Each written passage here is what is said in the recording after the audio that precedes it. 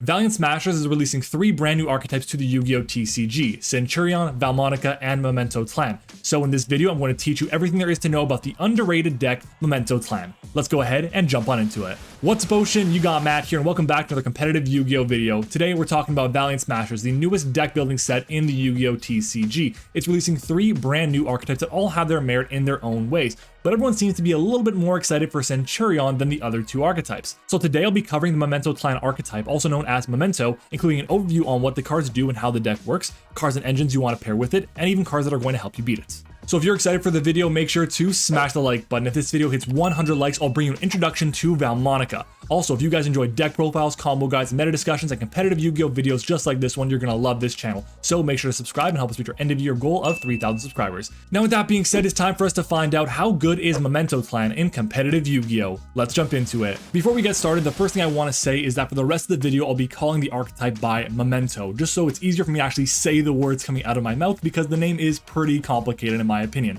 Now, let's go ahead and start talking about this deck that comes out in Valiant Smashers. It's releasing 13 new cards, 8 main deck monsters, 3 spell cards including 1 field spell and 2 quick plays, and then a continuous trap and a normal trap card, which is a lot for a first wave of support in my opinion. Pretty much all the monsters in the archetype are all essentially a retrain of old school Yu-Gi-Oh! Vanilla monsters, which is really cool considering the fact that they have Memento in the name. So these cards that were once forgotten are now seeing play in a whole new light. Now let's start talking about the Memento cards and what they do, and of course the first place we're going to start is going to be with the monsters. There are 8 Memento main deck monsters, and they include Memento Attic Ghost, Darkblade, Angwitch, Goblin, Horn Dragon, Mace, Tatsunoko Toshigo, and the boss monster, Mementotlan Combined Creation, which I'll be calling Combined Creation from here on out. Every Memento monster has at least 2 effects, and they range from a variety of options. They include ignition effects that activate in the hand or on the field, effects that activate when they're destroyed, and even effects that activate on summon. Starting off with Memento Attic Ghost. On normal or special summon, you can target a Memento card in your graveyard except for itself as cost and add it to your hand. If this card is sent to the graveyard by Memento monster effect, you can special summon this card. Memento Darkblade on normal or special summon allows you to discard 1 Memento card, then target 1 opponent's spell or trap as cost and destroy it. During your main phase, you can destroy 1 Memento monster you control, and if you do, special summon 1 level 3 or lower Memento from your deck. Memento Angwitch on normal or special summon adds a Memento monster from deck to hand except for itself. Its second effect is that you can target 1 level 2 or lower Memento monster in your graveyard as cost and destroy 1 Memento monster you control, and if you do,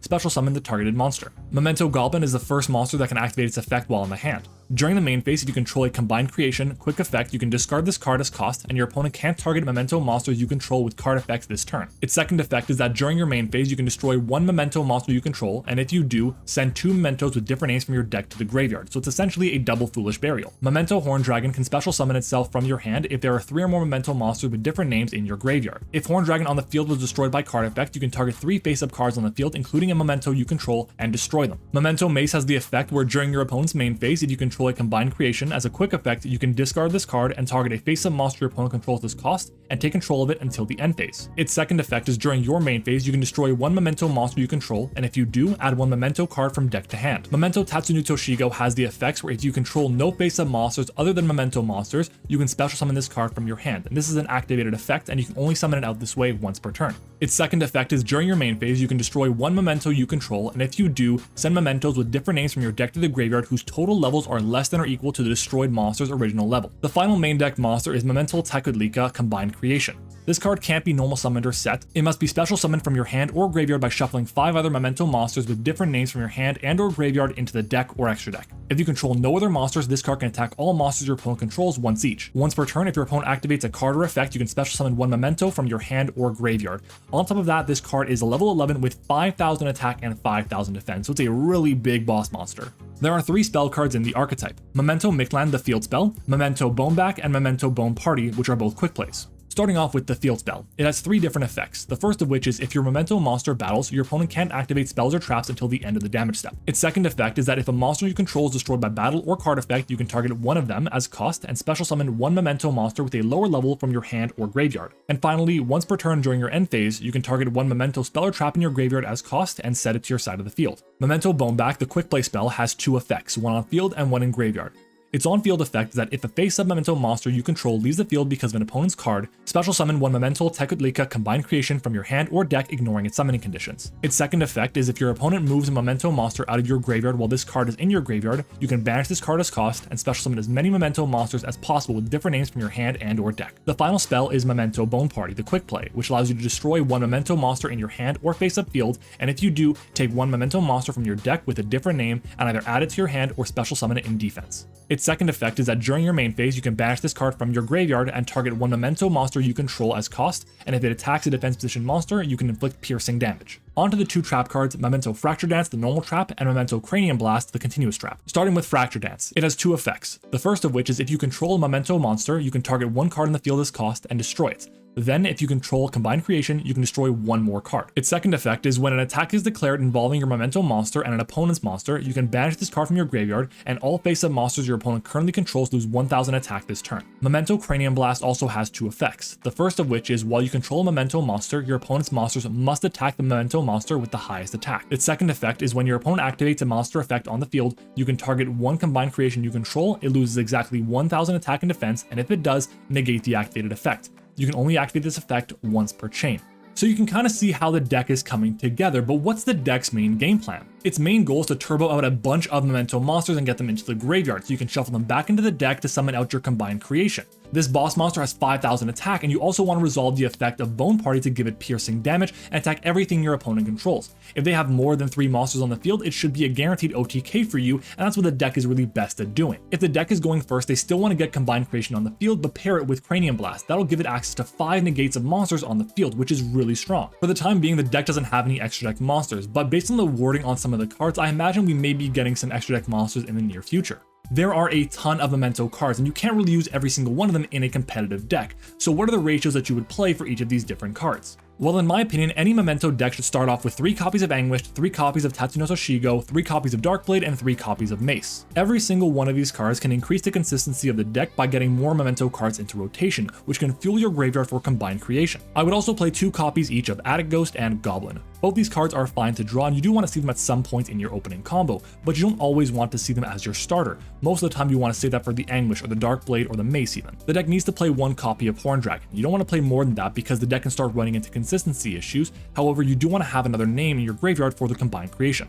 Speaking of Combined Creation, you definitely want to play this at 2 copies. It can be a brick, so you don't always want to see it in your opening hand, and you can get access to it pretty easily through your Memento cards. Now you do want 2 of them because if your opponent outs the first one, you want to be able to summon back the second one from your hand or deck with the effect of Bone Back. As for the spells and traps, I would definitely play 3 copies of the field spell because it allows you to extend your plays, but also allows you to recur your spells and traps from the graveyard. 3 copies of Bone Party are also a must because it's basically the emergency teleport of your deck, and 3 copies will increase the consistency of the strategy. As for Bone Back, I think this is the least important card in the archetype, so I would play it at either 0 copies or 1 copy. And the reason why it's the least important is because it relies on your opponent doing something to actually activate its effects. And finally, for Fracture Dance and Cranium Burst, I would recommend playing these cards at 1 copy each. They can help destroy problematic cards and also with negation, which is really important in the strategy. Now let's talk about other cards that should see play in the deck, starting off with Pot of Prosperity or Pot of Extravagance. You have to make a decision though. Which of these 2 cards do you prefer to use? Do you prefer the draw 2 of Extravagance and allowing yourself to do the maximum damage possible? Or would you rather go with Prosperity and make so the damage you inflict is cut in half, but you can excavate the top 6 cards of your deck and add the most important one to your hand? It's a tough decision to make because the deck does want to OTK at times.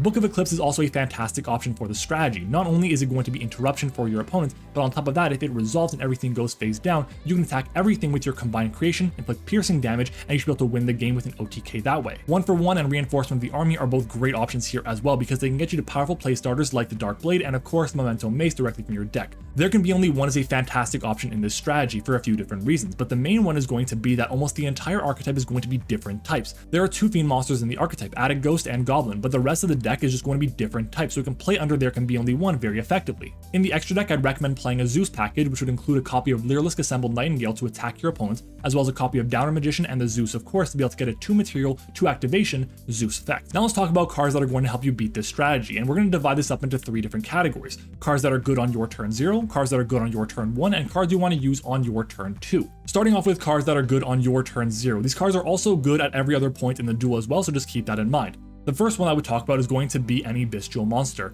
Most of the time, if you can banish one of these dark monsters from your opponent's graveyard, they may not have enough names to summon out their combined creation. So getting a body on the field is really strong, but on top of that, you get rid of one of their very few resources that they have access to.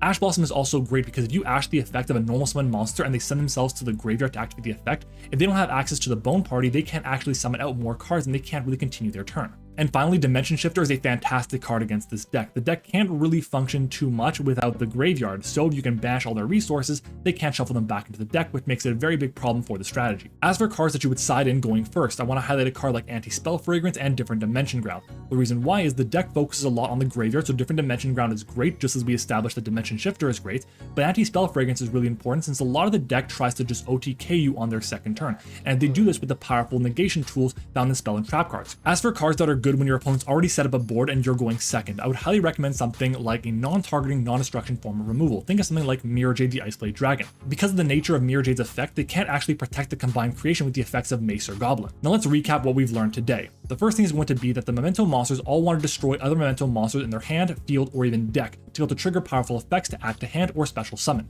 Their game plan is to OTK you with their powerful boss monster combined creation, or to protect with a variety of other effects from their spells and traps, and of course their monsters like Mace and Goblin. The deck is super cool, and I'm really happy that they're able to retrain a lot of these old cards that were once forgotten into these new powerful monsters. For the time being though, as a competitive sense, I would say this archetype would fall in the rogue tier. It just doesn't have enough power right now behind it. I also feel like it's missing at least one or two cards to put it over the top. In my opinion, the deck could really use a powerful Link monster and a Fusion monster as well. I think two extra deck monsters are going to be really powerful for this strategy to allow to extend the game plan of winning with the combined creation and OTKing with that card. And there you have it. You now have an introduction on how to use or beat Mementotlan in competitive Yu-Gi-Oh! Now let me know down in the comments. Are you excited for Valiant's Masters? And if so, which new deck are you most excited for? I'd love to hear down in the comments. If you made it this far in the video, you must have enjoyed it even just a little bit, so make sure to smash the like button. If this video hits 100 likes, I'll bring an introduction to the final deck being released in Valiant Smashers in Valmonica. Speaking of decks in Valiant Smashers, if you want an introduction to the Centurion archetype, make sure to check out the video right over here. And finally, consider subscribing to the channel for more amazing competitive Yu-Gi-Oh! Videos and to help us reach our end of year goal of 3,000 subscribers. Thanks so much for watching the video, I hope you enjoyed it, and I'll see you all next time.